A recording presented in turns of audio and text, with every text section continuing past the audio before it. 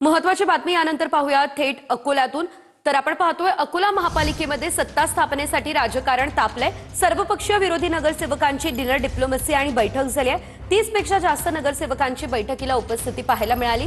अकोल्यात भाजपला रोखण्यासाठी एमआयएम, काँग्रेस, उद्धव ठाकरेंची शिवसेना आणि शरद पवार यांच्या राष्ट्रवादीच्या नेत्यांसह प्रकाश आंबेडकर उपस्थित राहिलेले आहेत। बहुमताच्या 41 आकड्याची सध्या जुळवाजुळव सुरू आहे। तर सत्ता स्थापनेत वंचित आणि उद्धव ठाकरे यांच्या शिवसेनेची भूमिका ही अतिशय महत्त्वाची आहे।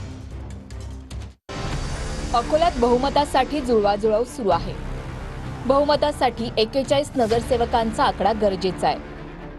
भाजपकडे 38, काँग्रेसकडे 21, वंचितकडे 5, ठाकरेंच्या शिवसेनेकडे 6 नगरसेवक आहेत।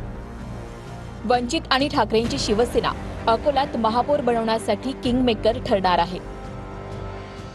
उद्या किंवा परवा महापौराच्या निवडणुका कधी होणार याच्या अजून तारखाच आलेल्या नाहीत।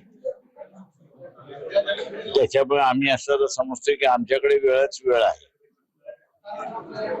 तेव्हा या ह्याच्यामध्ये जी चर्चा आज झाली त्या चर्चेवरती बसून निर्णय काय घ्यायचे, कसे घ्यायचे ते आम्ही ठरवू त्याच्यामध्ये। त्याच्यामुळे एकत्र आम्ही जाऊ असं आजचं तरी वातावरण आहे असं मी नमूद करतो।